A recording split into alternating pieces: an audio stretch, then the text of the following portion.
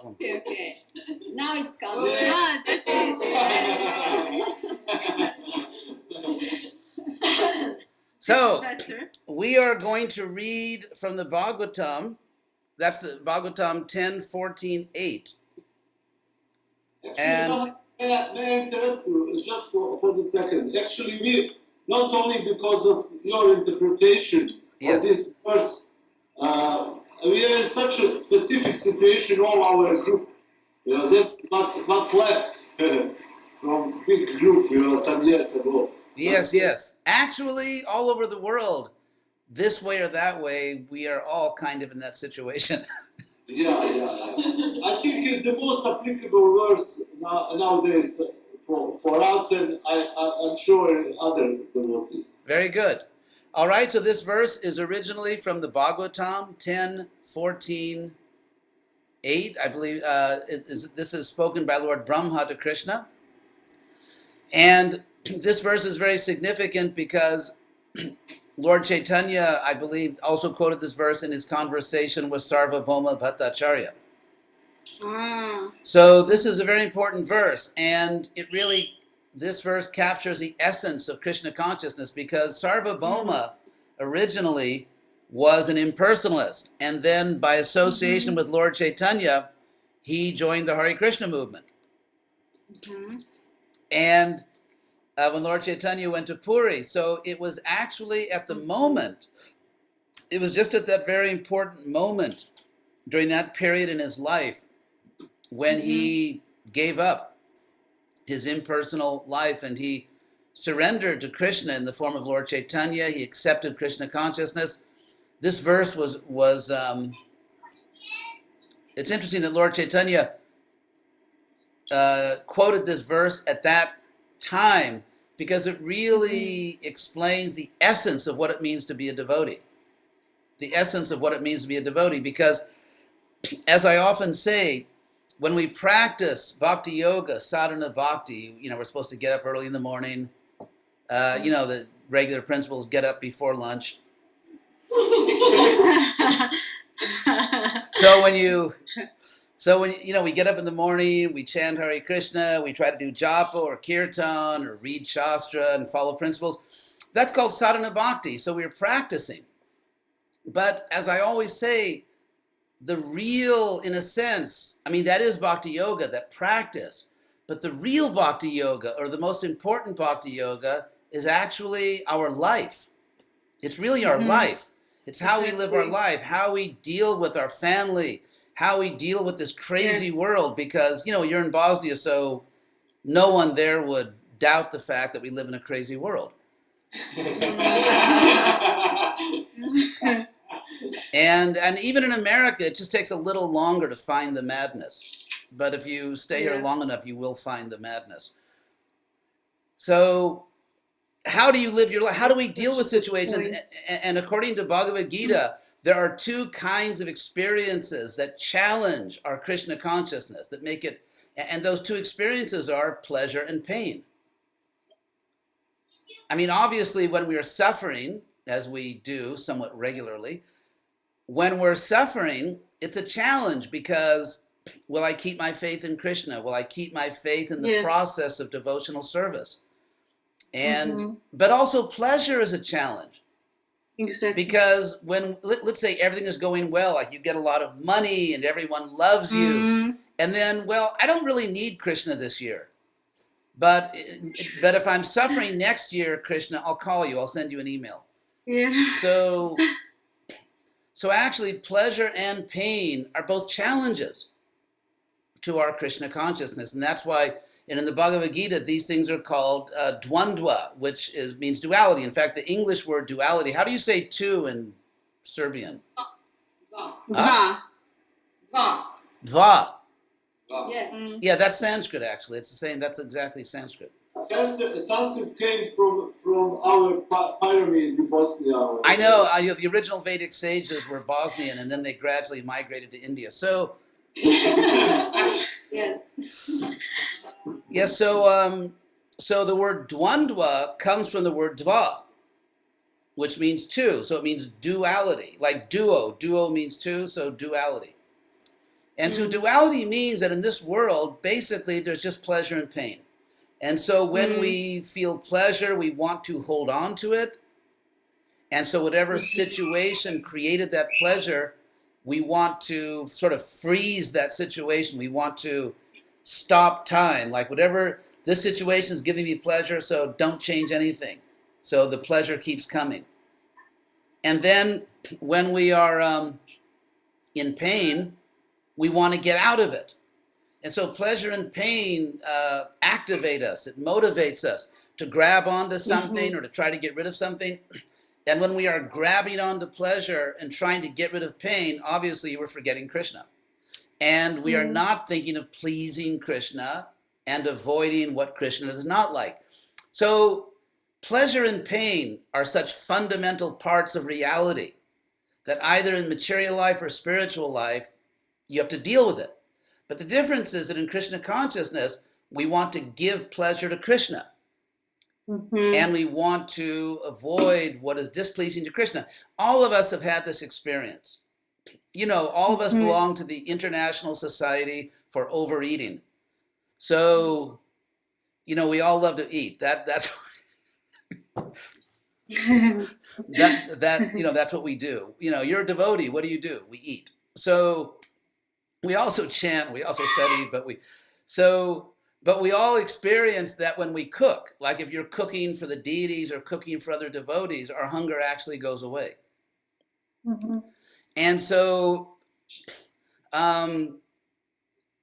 it's really either in material life or spiritual life, we are pursuing pleasure and we are trying to avoid pain. The simple adjustment is, are you pursuing pleasure and avoiding pain for yourself or for Krishna? And so it's just like when we cook for Krishna, we lose our desire to enjoy the food because we're cooking for Krishna. And when we give our whole life to Krishna, then whatever happens is not really happening to me. Let's say someone likes me or someone doesn't like me. One of the primary pleasures and primary pains in this world is if someone likes me, I'm happy, and if someone doesn't like me, I'm unhappy, and if everyone likes me, I'm very happy, and if everyone doesn't like me, I'm very unhappy. And so we are trying to get people to like Krishna. So whatever situation I'm in, let's say I go somewhere, I'm in some situation, I'm with other people, or I'm just living my life in society. If I really am focused on getting people to like Krishna, then I don't care what they think of me. It's like if someone says, I don't like you, I don't care. I'm just trying to get people to like Krishna. I don't really care what you think of me. Or if someone says, oh, I love you so much, and if I'm thinking of Krishna, I will say, well, thank you, that's very nice. But it's not what I want. It's not that, okay, now my life is successful because this person loves me. My life is successful if I can convince that person to love Krishna. So that's basically how we get past these dualities. So taking all that in mind, that was kind of like a little introduction to this verse. So now I will read the Sanskrit to this verse. And at my age, if I remain rational for the whole time of this class, you know, if I, then I will, I'll try to explain the Sanskrit. So this verse says, Tattenu kampan susamikshamano bhunjana ev atmakritang vipakam. So here's the situation. Someone is bhunjana. The Sanskrit verb bhuj, or bhunjana, means to enjoy or to experience. And it's actually from this word, from this root, bhuj, that you get words like bhoga. For example, food that's not offered to Krishna is bhoga because it's just sense gratification. It's just enjoyment, but it's not spiritual. So it's called bhoga. And then it becomes, if it's offered, it's prasadam. So that's from the same root. Or, for example, Krishna calls himself in the Bhagavad Gita, I think twice, he calls it, twice Krishna refers to himself as Bhokta or Bhoktaram. In that famous verse 529, Bhoktaram Jagyatapasa, I'm the enjoyer. of sacrifice and austerity. So the word, and again, Krishna talking about the super soul in chapter 13 says, Bhokta cha prabhureva cha, the enjoyer and the Lord. So that word for enjoyer is bhokta, from the same root as bhoga, bhokta, and so on. So the word means to enjoy, but it can also mean, in a more general sense, simply to experience. To experience. And so here in this verse, bhunjana, which you will be delighted to hear, is the singular present participle of the verb, for those of you who love grammar. Anyway, so bhunjana means enjoying or experiencing. Experiencing. So the verse says that when someone is experiencing, and every word it actually says bhunjana eva. Eva in Sanskrit means only or especially. It's like in an intense sense. And so bhunjana eva means you're really focused on that. That's all, that's really all you can think about. You're having some kind of experience which is so intense that it is completely taking over your consciousness. It's, that's really the main thing that you are concerned about right now. And so what is the person experiencing? Bhunjana eva atma kritang vipakam. They are experiencing, the person is experiencing a vipaka, a consequence or a result. Atma kritang, which they have caused themselves. Krita in Sanskrit means something which has been done or made. It comes from the Sanskrit root kri, from which we still have words in English, perhaps in Serbian. In English, we have words from that krita, words such as creation, the English word creation, or the English word increase is that Sanskrit krita. And so atma, self, atma kritam, self-created, self-made. That it is and vipaka originally comes from the root pach, which sounds a little funny in English, but anyway, pach in Sanskrit means to cook, to cook. For example, a dog eater, when Krishna says that a pandita sees equally a Brahmin or a dog eater, the word for dog eater is actually swapaka, which literally means, this is a little gross, I hope you didn't eat just before the class, but swapaka literally means a dog cooker. And so, so paka in Sanskrit means cooking, but it also has a sense of maturing. In other words, like let's say you take like some grains and you cook them to make cereal or to make rice. Let's say you're making rice. So when you cook it, in a sense, the rice is becoming mature. The rice is becoming what it is supposed to become. It's reaching its ultimate state, like Aristotle's final cause. And so in that sense, in the sense that by cooking something, you bring that food to its mature state. Therefore, the same word paka, which means cooking, also means maturing or ripening, like a fruit ripens. It's the same word. It's just something coming to its mature state. And therefore, vipaka, I thought you'd be interested because Sanskrit is very interesting. Vipaka, as a sinful reaction, it means that, let's say I did something I shouldn't do. And as a result of doing that, that sinful action is now going to mature. It's going, because when I do something material, it is not merely the act itself. That act itself is just, it actually creates a process. It creates a process. And then that process starts to go through its various steps until finally the process becomes mature. The process leads to its final consequence. And that is why the word vipaka, maturing, ripening, cooking, means a sinful reaction. It means the final result, the final maturing, the reaction to what I did. Do you understand? Yeah. So that's the word vipaka. So it's very interesting, actually, the Sanskrit. And so here Brahma says that Bunjana Eva, one is experiencing, but not merely experiencing, one is intensely experiencing avipaka, the consequence, the maturing, the final state of what that person has created themselves. And so in the process, as you are experiencing that, reaction, then tattenu kampan susamikshamano, one is seeing very clearly that this Krishna, addressing Krishna, that this is your mercy.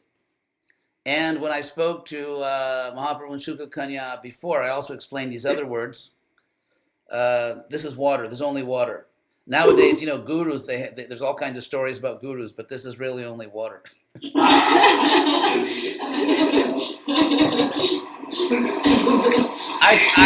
I should say in Russian, it's not little water, it's not vodka. So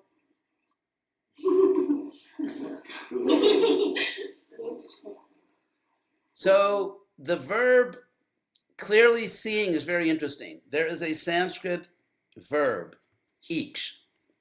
The Sanskrit verb iksh means to look, like to look at something, to see something. And su means very much, and some, completely. And so su sam iksha means seeing very completely, seeing very perfectly. Some, because some, it means completely in the sense of everything together. As for example, Sankirtan. We translate congregational chanting. I mean, some means together. And actually, we still have this in English in the form of sum, S-U-M. And also we have it in through the Greek. I don't know if you have this do you have a word in Serbian? In English, the word is synthesis. Yes. Synthesis. Yes. Yeah. So the sin, S-Y-N, is just the Greek sum, like Sankirtan, together kirtan. So synthesis means the together thesis. You have the thesis, the antithesis, antithesis, and the synthesis, which means the together thesis.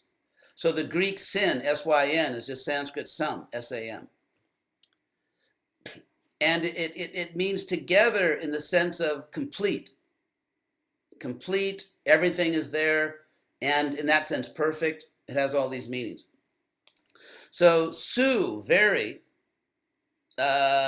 su, anyway, I could tell you what that is in Greek too, but let's get to the philosophy point. So su sam iksha. Su sam iksha means very completely, in the sense of very perfectly seeing that this vipaka, this maturing that I have created myself, this consequence, this reaction that I have created myself, I am intensely experiencing this reaction. Hey, what's that boy's name? His name. Huh? Nadal. Hey, Nadal. Hare Krishna. Yeah, too sweet from Nadal. Yeah, I mean, Can you say it again? What's that? He didn't hear you because I had my headphones on. So Nadal. Hey, Nadal. Hey. Hare Krishna. So back to the philosophy. Hey, Nadal, when you grow up and become rich, remember me.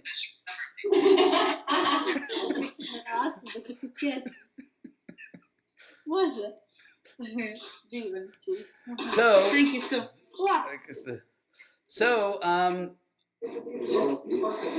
So as we are experiencing these sinful reactions, we are seeing very, very clearly and perfectly that this is Krishna's mercy. And even the word for mercy is also very interesting, as I explained last time, that anukampa. Anukampa is almost exactly like a Latin word, which in English becomes compassion. Because the com, C-O-M, from Latin means together.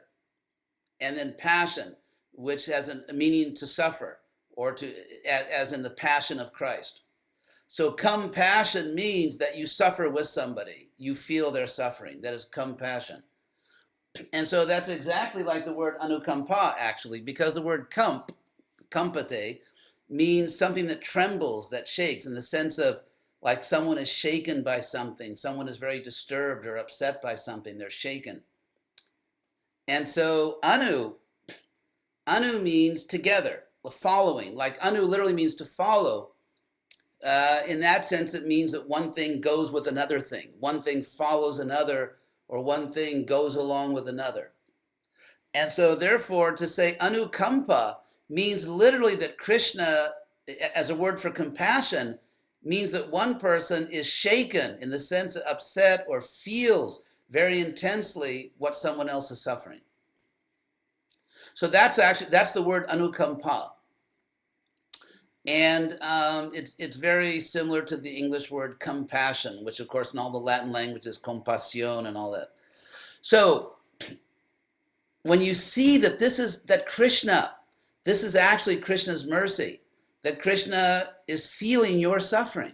If you look very deeply at the Sanskrit words, it means that you see very clearly that Krishna is actually experiencing your suffering.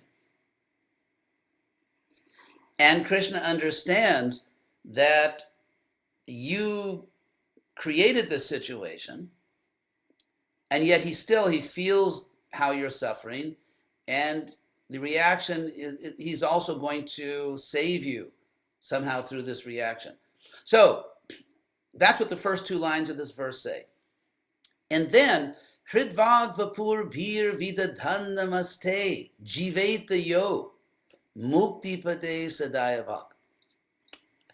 A person who, in this situation, seeing very, very clearly and perfectly that this is Krishna's mercy because I created the situation and this is Krishna's mercy, then with Hrid of course like English, heart.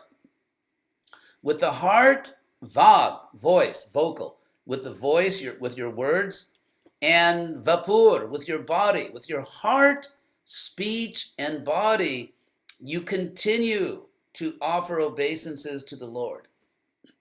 And this is very interesting. In other words, you don't become angry at Krishna. I mean, everyone sometimes becomes angry at Krishna. It's like if you have children, your children sometimes will become angry at you. It's just, when you have the position of a parent, a mother, a father, and you're the one that has to say no, and you're the one that has to say, no, you must do this, you cannot do that, then inevitably sometimes a child becomes angry. And so someone can offer obeisances with their body, but in their heart, they're thinking something else. Or someone can say, yes, I accept this as Krishna's mercy, but in their heart, they're thinking something else, or they don't go to the temple because they are not in the mood to offer obeisances. Sometimes, a person is not in the mood to offer obeisances. And so that's why if someone, and the word nama, it's interesting, we say offer obeisance, the word namas in Sanskrit literally means just bow. Like in Europe, people used to bow. And nam, the Sanskrit verb nam means to bow. And it's interesting, like in Spanish, for example, or sometimes in Portuguese, in Latin languages, the way they say to bow is curvarse, which literally means to curve oneself. And it's interesting because that's what the word nama actually means. It means to curve. It means to curve. And therefore, for example, from the same root, you have the adjective namra, which means curved. Namra. And so it literally just means to bow. And so if despite our suffering, these consequences that we've created and we're experiencing now, if we continue to bow to Krishna in our heart, not only with our body, but also with our heart and with our words, we bow to Krishna. So then the Brahma says, Jiveta Jo, which means one who is able to live in this way. Jiva, life. So one who can live a life like this. One who can live their life like this. Jiveta Jo Mukti Pade Sadaya Bhak, in the status of mukti.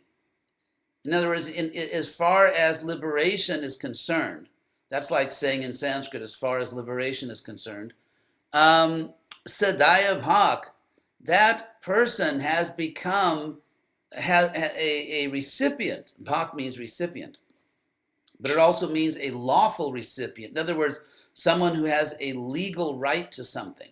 Like, for example, let's say someone's mother or father passes away, and then by law, let us say the child inherits the parent's property. So daya means an inheritance. An inheritance. So daya bhak means you have the right to liberation, that liberation has actually become your natural right. And it's interesting because when Sarvabhauma, it's very interesting, Sarvabhauma, when he heard this verse from Lord Chaitanya, Sarvabhauma is a person who, for his whole life before he met Lord Chaitanya, he was a muktiwala. He wanted liberation. And so, oftentimes when you have this powerful spiritual experience enjoying the Hare Krishna movement, and then you want to get away from your old life. It's like, I can't talk to anyone, my old friends anymore. It's like sometimes people have this powerful experience and they want to get away from their old life. So it was something like that with Sarvabhauma, because as a jnani, his whole life had been dedicated to mukti. And so now when he heard that verse, he said, no, not mukti. So he actually wanted to change the verse. He said, why don't we say sa bhakti pade sadaya bhak? That person then has a right to bhakti. And of course, Lord Chaitanya said, no, I don't think we need to change the Bhagavatam. But it's interesting. I mean, it's also very interesting. Why did Lord Chaitanya, obviously he came to teach bhakti, so why did he insist? I mean, for one thing, we don't want to change the Bhagavatam, but also why does the Bhagavatam itself say mukti pade? Why not say bhakti pade? Why not say you will get bhakti? Why say you will get mukti?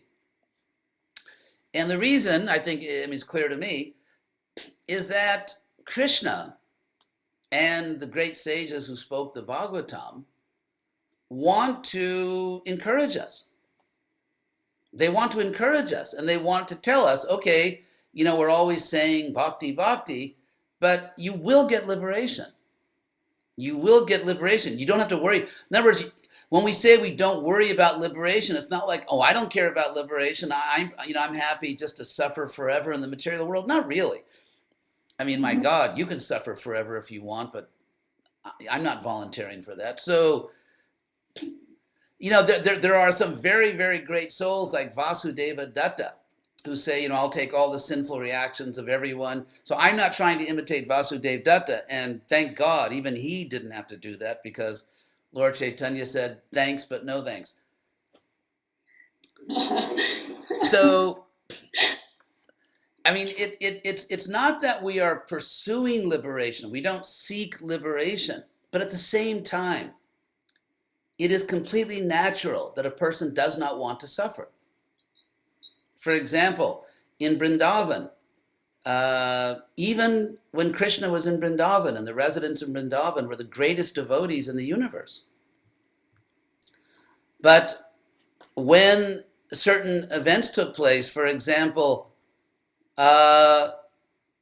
when some demon attacked Vrindavan, or there was a forest fire, or all these, or Indra was out of control. And when all these things happened, even though they're the residents in Vrindavan, they're the greatest devotees, but they cried out for help. So there is a difference. This is a point I try to make. There is a difference between sort of having this cool, cynical plan. I'm going to use Krishna consciousness to get material things, or I have a systematic program to get liberation or to get some material thing. That a devotee doesn't do. At the same time, there are certain experiences which are so shocking, which are so difficult, that a devotee just cries out to Krishna. When there was a forest fire in Vrindavan, the devotees didn't say, I don't care about forest fires. You know, we are pure devotees of Krishna. Go ahead, burn me, burn, baby, burn. You know, it's not, it wasn't like that. Or when a demon came, they didn't like volunteer, please make me a martyr.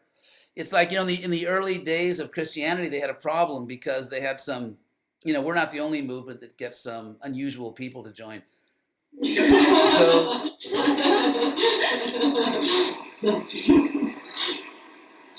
So in the early days of the Jesus movement, they had some real cases. And so you got, and because of, for various historical circumstances, the Roman government, the empire made Christianity illegal. And so if you were caught practicing Christianity, you could be killed. You know, and so there were some Christians who were kind of obviously, I guess in those days they didn't have pharmaceutical drugs. Nadal is saying something. So there's. He was inquiring about what you said. What did he say? Forget. He was just inquiring because he recognized the words "kill" him. He was wondering what did you say. Okay. Yeah, you can translate for him. Sorry, I forgot to mute my microphone. Sorry. Oh, that's all right. So, like I said, back then, at the time of Jesus, they didn't have, you know, psychiatric medicine. And so there were some, so imagine joining a new religious movement and not having psychiatric medicine. You know, I mean, at least for some people. So there was,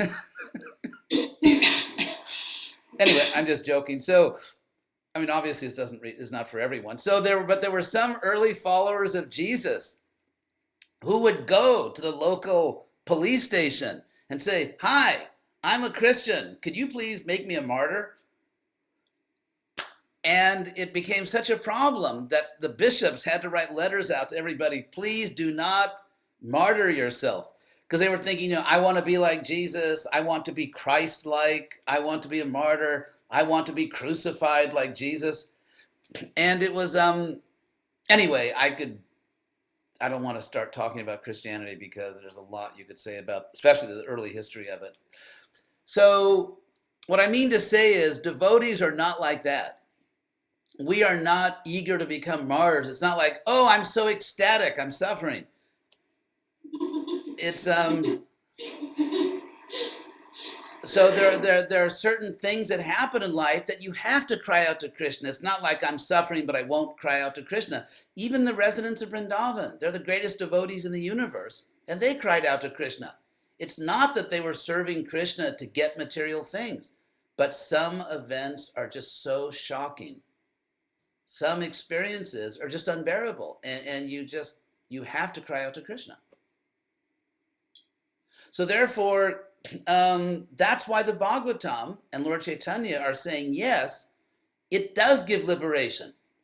Because otherwise, I mean, of course, you could say life after life, I just want to serve Krishna. I don't care if I'm born as a worm in, I don't know, Albania or whatever.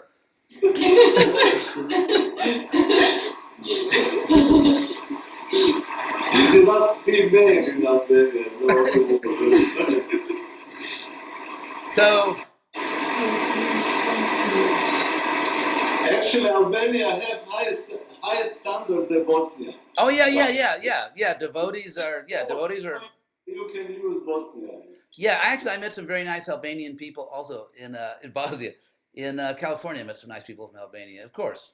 So, but as devotees, we are concerned about liberation. In other words, it's different. It's different to be, let's say, focused on something. I am living my life for liberation. That's one thing. Another thing is that I just don't want to suffer. I don't want to suffer. And actually, Prabhupada always took advantage of this natural human psychology. Because practically in every class, Prabhupada would say, look, you're suffering, you don't want to suffer, so chant Hare Krishna. So Prabhupada constantly in his preaching gave this argument that if you chant Hare Krishna, gradually you will stop your suffering. So it's natural.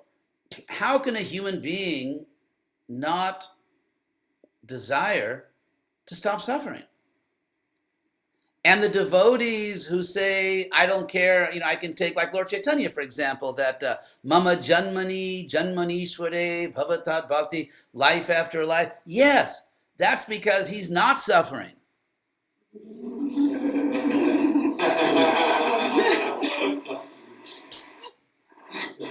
So it's the devotees who are not suffering because they're pure souls. If you become a Shuddhatma, a pure soul, yeah, then you have the luxury of saying, I don't care where I take birth. And because that's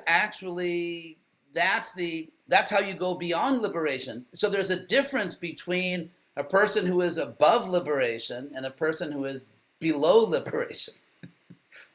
So in our present condition, we sometimes actually suffer. And it is natural that we want to stop suffering. It's natural. And it would be, if we didn't want to stop suffering, I think it would be practically like a psychiatric disorder. Like some people are masochists. They like, yes, please beat me, whip me, burn my skin. It's like, it's a psychiatric problem. So any normal, healthy human being does not want to suffer. And Prabhupada appealed to this in all of his classes. Hey, Nadal. Prabhupada appealed to this in all of his classes. So that's why in the Bhagavatam, Lord Chaitanya said, yes, it should be mukti. Because the Vaishnavas, even if you consider Krishna Leela, the pastimes of Krishna, because in every country in the world, there's some devotee named Krishna Leela. So, but I'm actually referring to Krishna's pastimes. So if you, and in some countries, there's many devotees named Krishna Leela. So, but Krishna even showed the residents of Vrindavan that they were going to go back to Godhead. Krishna showed the residents of Vrindavan, don't worry about it. Don't worry about it, just keep making your butter and yogurt. Because actually you will go back to Godhead. So it's Krishna's desire to encourage his devotees. He doesn't want them to be in anxiety because when you suffer in this world, how can you not think, how can I stop suffering?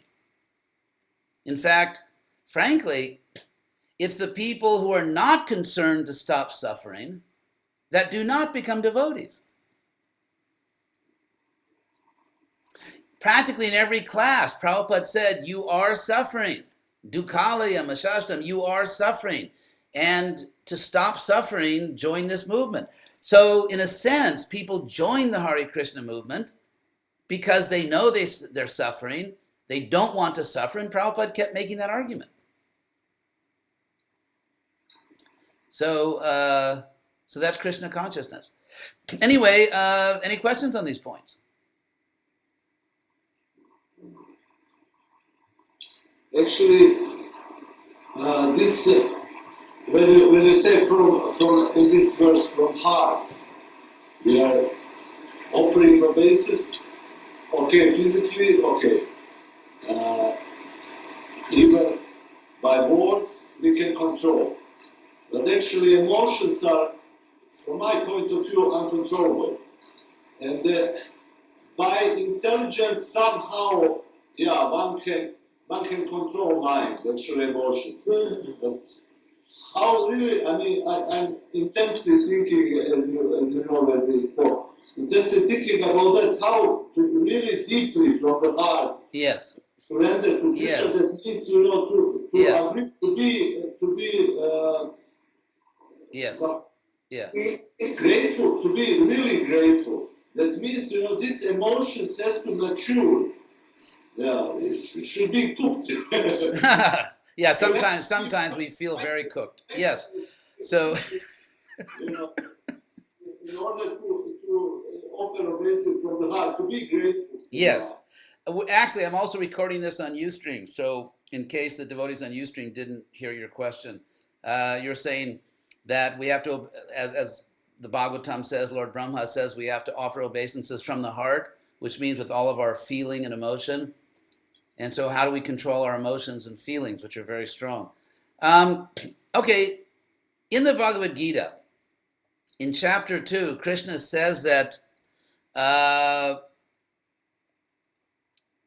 Indriyebhyas parang manaha. Actually, first he says, Indriyani parani ahur. The senses are higher than just dull matter because the senses are the first or lowest level of consciousness. And so Indriyani, the senses, parani, are higher. They say. Indriyani, in Sanskrit, they always say ahur. They say, which means people that know what they're talking about. So Indriyani, parani, ahur. They say the senses are higher. And then Indriye bhyak, parang manaha. Mind is higher than the senses. Manasastu para buddhir. And higher than mind is intelligence or reason. Buddhi.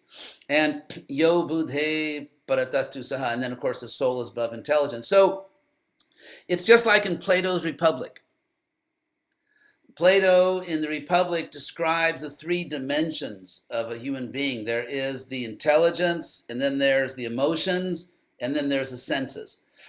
And Plato says that in order for a human being to be just, to live a life of justice, the intelligence, the philosophical part, the intelligence, the reason has to rule the life and has to rule the emotions and then control the senses.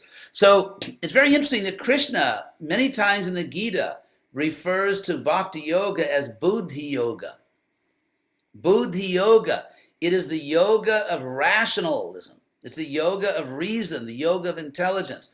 And for example, in that famous verse in the Gita 10:10, where Krishna says, Teshang satata juktanang bhajatam priti purvakam, for those who are always engaged, worshiping me with love, dadami, I give, buddhi yoga, I give that buddhi yoga, jena, by which, mam upayantite, they come to me. So now, we actually come to Krishna by reason, by intelligence, by buddhi yoga. Krishna gives us buddhi yoga. And so that means that we have to strengthen intelligence so that intelligence can control the emotions. It's like in a family. If the parents are weak and the little children control the family, it's chaos. It's chaos. And so our life becomes chaotic when the emotions overpower intelligence. And so we have to practice buddhi yoga. And then Krishna says in the next verse, Tesham evanukampartam, same word, anukampa. Out of compassion for them alone, especially for them, Krishna says, Tesham eva, means especially for them. Tesham evanukampartam, in order to show compassion, especially to them, aham agyana jangtamaham nashayami, I destroy the darkness born of ignorance. Agyana jang tamaha, the darkness born of ignorance. Jnana dipena, with the light or the lamp of knowledge, basvata, shining, the shining lamp of knowledge. So, again, by our devotion, we should come to the point of knowledge. That's why Prabhupada always said, this is not just a sentimental process. It's not just some, as people think, they see devotees chanting and dancing in the street, and they just think we're very nice, very pious, and very eccentric. And of course, there's some truth in that. Anyway, they just think that we're just like these very emotional people. They think that we're just these very emotional people because we're singing, dancing, and all that. And frankly, it's possible to become that. You know, we always say, ha, ha, ha, the karmis think we're just emotional, but actually we're the greatest philosophers. Well, guess what? Some devotees actually are not the greatest philosophers. And so anyway, so the point is, that we really have to engage our intelligence. Like they say in English, use it or lose it. And we have to have an intelligent, rational life. A devotee lives a life of reason. It's just like if you look at European history in the 17th century, the age of reason. You know, they had the Renaissance, and the way I put it, if you know, like, what's the word, Lord of the Rings. And so Lord of the Rings, you know, everyone lives in Middle Earth. And so especially before the Renaissance, and even you could say before Newton and this new physics, really in Europe, everyone actually lived in Middle Earth. They really did. I mean, everyone really believed there were monsters under bridges and behind mountains, and they really lived in Middle Earth. And so then in the 1600s, the Age of Reason, the scientific revolution, people like Francis Bacon in England and Descartes in France, and of course many other figures, and then of course the 17th century culminated in Newton, or Leibniz if you're German. So the idea is that people began to try to reorganize human life based on reason. That's why the monarchy collapsed in Europe. That's why there was the French Revolution. And then other revolutions. And why? Because people were thinking that for one man or one woman to have so much money and so much power just because they were born in this family is irrational. It is not political science. And so with this scientific revolution, people in Europe thought everything has to be scientific, political science, social science, and so on. And of course, then we get the modern world, which is still somewhat irrational, but some things are more logical. And so in the same way, many devotees know the philosophy, but they don't know philosophy. They don't understand philosophy, they just know the philosophy. And so it's just like in the Middle Ages, the philosophy was Aristotle. And of course now for devotees, the philosophy is Bhagavad Gita, which is the real philosophy. But still the point is that you can know the philosophy, but you can be an extremely unphilosophical person. And so the philosophy really has to come alive. In other words, and actually the word, if you look at European literature from, let's say, like 200 years ago, the 18th century, they used to use the word philosopher to mean someone who would analyze and interpret their own life in a philosophical way. Like, for example, there's a famous scene. There's this great movie made of Pride and Prejudice. It's a great novel written by Jane Austen 200 years ago. And there was a movie made in 1995. And so Lizzie, the heroine of the story, actually one of probably the most famous heroine in English literature, but she's at a dance. And for young people back then, because boys and girls couldn't mix, and so these public dances, these balls, were like everything for them. It was the only chance that boys could meet girls and girls meet boys. And the worst for a girl, the most horrible thing in the world was not to be asked to dance, because everyone could see that no one asked you to dance. So it was like really a disaster.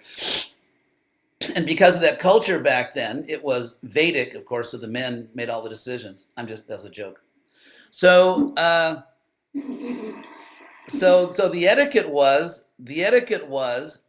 that a boy could ask a girl to dance, or a man could ask a woman to dance, but the women could do nothing but just sit there and try to look beautiful and smile.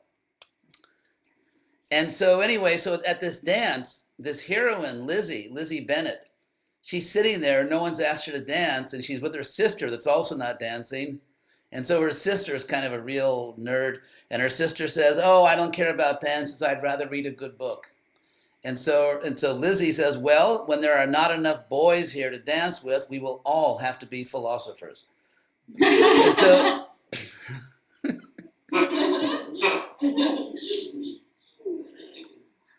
so the idea, a philosopher, one who loves wisdom, the idea is that whatever happens in my life, I try to understand it philosophically. And it's just like, lifting weights to build up your muscles. I'm a little old for that, so but if you at a certain age, you can actually build up your muscles. When you get to a certain age, nothing works anymore. But it's like you exercise the body. You have to exercise the body, and then the body becomes strong. So you have to exercise your brain. And the way we exercise our brain is that whatever happens in our life, we practice seeing that event philosophically. So if you think of this verse, Tattenu kampan susamikshemana, the idea is that when we experience some trouble in our life, as we all do, whether you're a householder or a sannyasi or whatever you are, American or Bosnian, trouble, Maya has more centers actually than ISKCON. Maya actually is in every country. She has centers, and she has preaching centers and temples and restaurants and everything in every country in the world, in every city. And so actually everyone has to suffer in some way or other. So when we are suffering, if we see that suffering philosophically, if we have the strength or we practice, it's like lifting a weight, like, oh, that person just offended me, I'm going to kill you. It's like, no, Prabhu, that's Krishna's mercy. Stop talking about that. I want to kill him. So it's, we get into situations where we don't want to see things philosophically. We want to go kill someone, or we're miserable, or don't preach to me. That's one of the famous mantras of ISKCON. Don't preach to me. So it's really an exercise. It's really an exercise because when let's say something really great happens, like, oh my God, she loves me, or I just got a lot of money. It's like, that's Krishna's mercy. Oh yeah, of course, that's Krishna's mercy. But so actually, in all these situations, to exercise your intelligence, to sort of, force yourself. It's like if you're in a soccer game.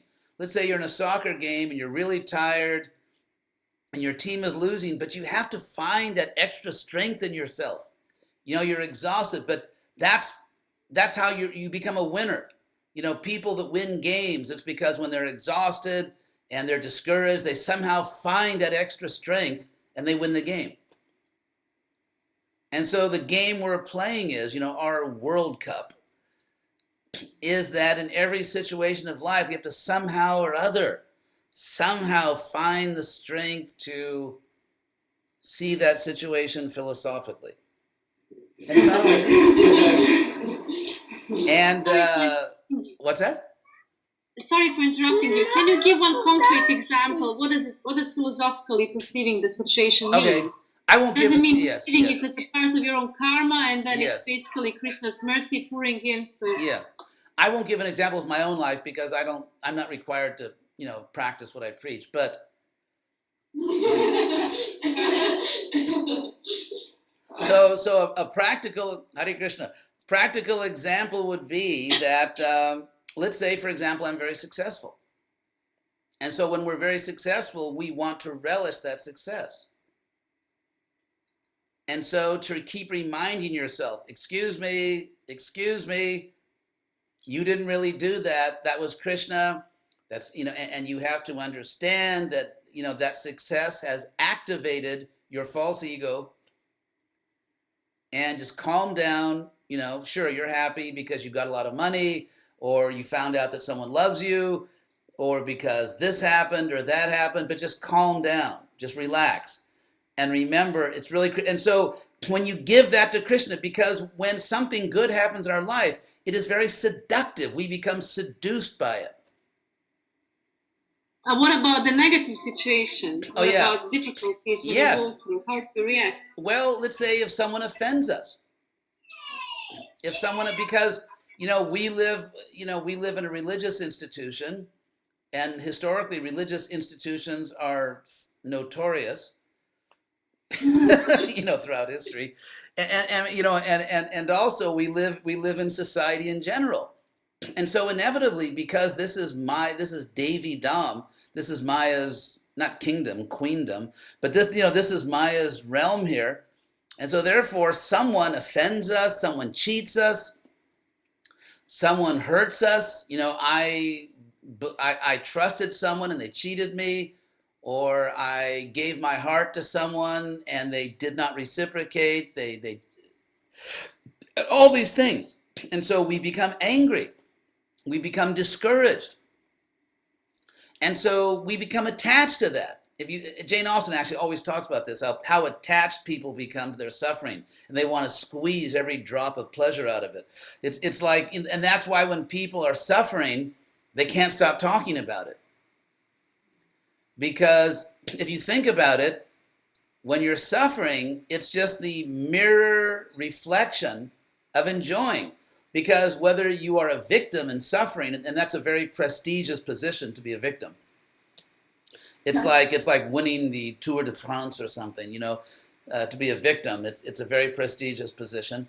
So when you're a victim, or when everything is successful, I did that. Of course, it's Krishna's mercy, but actually I did that. So in both those situations, we are full of ourselves. So if you think about it, when you're depressed, it's just another way of becoming completely absorbed in yourself and thinking about yourself all day and night and talking about yourself constantly. And so, in other words, false ego will always, it's like water. Where water is flowing, it'll always find some way to go. If the water can't go this way, it'll go another way. And so false ego is like that. False ego, the first choice is that I want to engage my false ego positively. But if I can't, I'll engage my false ego negatively, because, that's better than nothing. And some people are so psychologically unusual that they actually prefer the negative false ego, and they prefer to be suffering. And they're like these, the way I put it, like when I was in Brazil, in South America, on the farm, I noticed there's this type of tropical bug. Maybe you also have it in Bosnia, where, of course, Krishna has given all good things. So there's this bug. Bugs. Yes, there's this bug, and it sort of lives at night. At night, it's a beetle. And at night, it flies around, and then it starts to die when the sun comes up, and it falls on its back. You've seen that? It's on its back. And then if you take the bug and put it back on its legs, it'll take 3 steps and flip over on its back again. Some people are like that.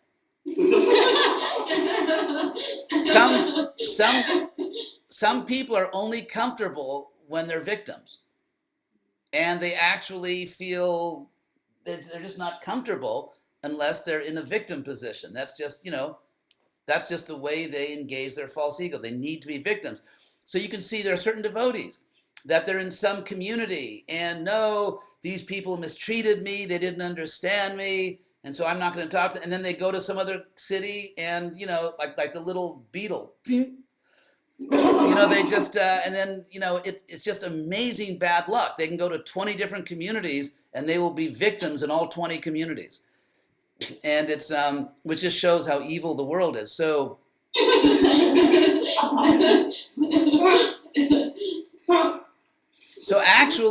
actually being a victim is just, for some people, it's just their strategy for a good life. Because if you think about it, if you think about what it means to be a victim, first of all, it means you are the center of all attention, and everyone needs to hear about your troubles. Everyone needs to give you sympathy. Everyone needs to think about you and talk about you and be angry at those who have offended you. And also it means, as a victim, you have a very high exalted moral status, because the victim is sort of like the child of society. Everyone should help the victim. Everyone should love the victim. And And also, it allows you to engage in hatred, which is a very seductive emotion. Hatred is, it's one of the great pleasures of the material world. Because if you think about it, what actually happens when you hate something or somebody? What is happening psychologically? You are putting yourself in a position which is absolutely, not even relatively, absolutely superior to that person. So that person is morally 0 and you are morally 100. And so it's like someone has offended you, someone has hurt you. And so in an absolute radical way, you gain total moral superiority over that person. And you deserve the sympathy, the attention of everyone. And any good, decent human being will stop whatever else they're thinking about or talking about and think and talk about you. And if they don't think and talk about you, that person is also morally deficient. That's really interesting. If I may interrupt you. Sorry, can you hear me? Because the cartoon is on, so it's quite loud. Yes. Nadal, hear me? Yes. Yeah. Anyway, the person you're describing now, I work with that person. That is like that's amazing. Playing the role of the victim, like 8 hours per day, and on top of that, really tendency to criticize and gossip. And she found me to gossip with. I'm like her gossip peer, for 8 hours every day. And I find it really like, I'm thinking about it. Why did Krishna put me in this position? Because I have to teach a lesson. He needs to teach me a lesson basically to control my tongue. Because I feel that weakness. He's like testing me. And that's basically how I'm perceiving it. And I think that's basically true. What do you think? I think all of us. There was actually a very funny movie made about 30 years ago called Airplane, and it actually had the devotees in it. And one of the characters, one of the characters in the movie kept driving other passengers to suicide by telling his life story. And no, please let me tell you about. And so, I would say to the person that, I really like you. You're a very important person, but there actually are other things that we could talk about. I mean, there's a big world out there, but of course, then that person will probably hate you and feel that you betrayed me. And so again, it's a way of being philosophical because all of us are tempted to be victims. It is such an attractive, wonderful position to be in, to be a victim. And so the next time we are tempted to be victims, like to grab that prestigious position, we should be philosophical. And we have to laugh at ourselves. And so buddhi yoga means it's just a way of life. It means that throughout life, we are always, it creates another level.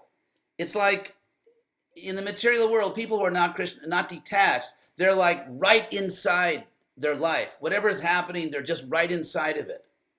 And they're feeling all the emotions. But a philosopher, a devotee, is one step removed. So you're actually witnessing your own life. And that one step away allows you to practice buddhi yoga. So if someone says you're the most wonderful person I ever met, if someone says you're the worst person I ever met, if someone says I love you, I hate you, you are actually observing it. It doesn't, those words do not immediately strike you. They have to go through this filter. And the filter they go through is the filter of philosophy.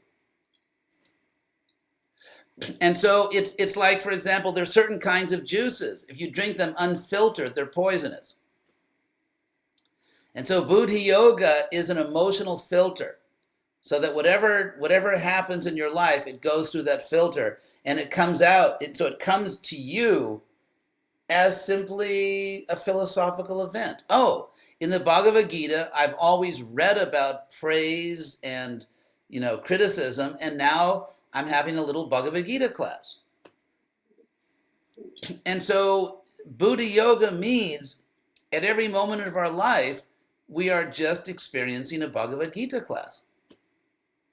Because there's nothing that ever happens in our life that is not in the Bhagavad Gita. You know, in general terms, Krishna is describing life. And so when you're just living inside the Gita and you experience your own life as simply the Bhagavad Gita, the living Gita, and that's how you experience your own life, then that's Buddhi Yoga, and then you become a pure devotee. Who's this girl here? Her name is Uma. What is? Uma. Uma. U-M-E.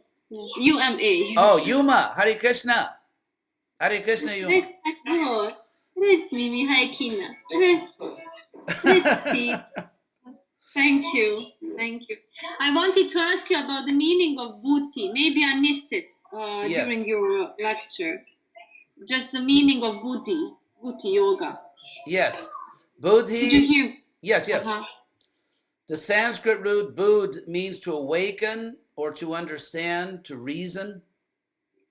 And so buddhi is just, well, how much grammar do you want? Anyway, it's a feminine noun. In Sanskrit, you add ti. If you add ti to a Sanskrit verb root, it makes a feminine noun. Like shru. Shru means to hear. So shruti is a feminine noun, means hearing, like smriti or kriti, and so on. And so when you add ti to bud, because it's B-U-D-H, and obviously if you said buddhi, I mean, no one would really want to say that, right? I mean, no normal human being. So therefore, since no one wanted to say something that funny, what they do is they have certain phonetic laws so that it comes out buddhi. But buddhi is just really a typical feminine Sanskrit noun made with ti, but the t changes to a dh. Anyway, I could go on the phonetic laws, but can't make a living with grammar. So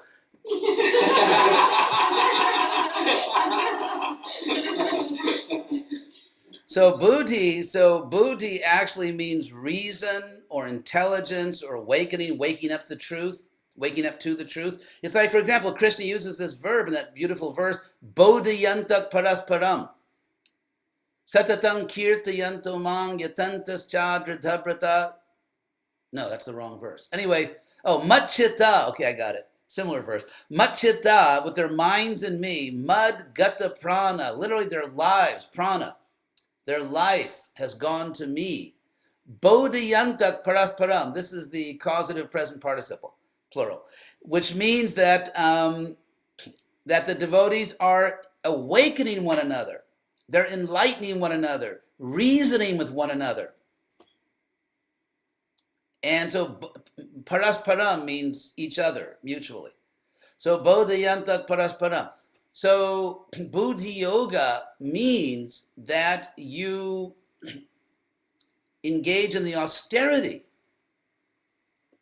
Because it's an austerity to give up our material emotions, like I want to enjoy something or I want to hate something, and we see what would Krishna say about this? What would Krishna say about this? And that is called buddhi yoga. We practice that, and we help each other to practice it. Bodhiyanta parasparam. So that's buddhi yoga. Yes. Thank you. Maharaj. Yes. Actually, I have one practical half question, half comment. Yes. Actually, it's very difficult to have clear mind, to be purely philosophical, actually rational, to be rational, without deep introspection. And to have deep introspection, you have to be honest, and you have to have knowledge yourself. There's could be important things to be rational and actually introspective, and also interactive, because who can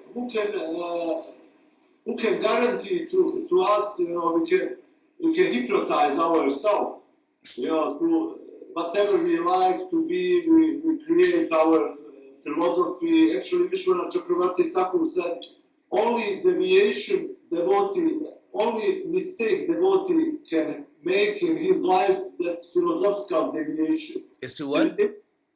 Philosophical deviation. To deviate philosophically. That means to create, to somehow create some new philosophical point of view. Yeah, but philosophical deviation can be intellectual or it can be emotional and psychological. For example, for example, if something happens in my life and I don't see it through the Bhagavad Gita, instead I indulge my own emotions, that is a philosophical deviation. My official philosophy may be Bhagavad Gita, but in terms of my daily emotional life, I may have a very different philosophy. I met one devotee who knows Bhagavad Gita by heart.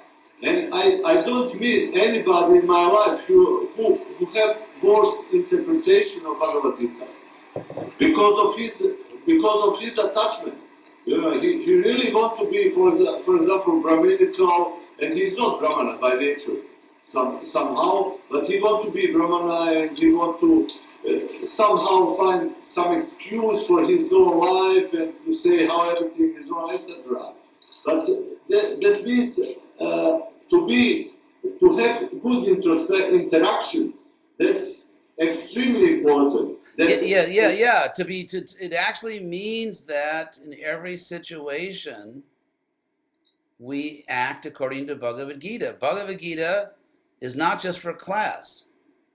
The whole purpose of the Gita class is so that we live the Gita outside the class.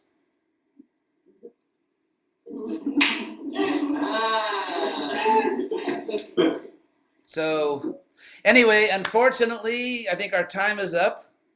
But it's really a pleasure for me to see all of you, and I mean, it really is. It really is a pleasure for me. Thank you very much. Thank you. Yeah. So I wish you all. Very Yeah, Hare Krishna, and please say goodbye to Nadal for me. Nadal, дуже поздравить. Hopefully again some day. Oh yeah. We're all friends now. Hare Krishna, Nadal. We hope to see you again. Yes. It was very insightful, and I think it was very relevant for us. It's You also really put on the point. Ustream. I recorded the class, so you can. It's on Ustream now.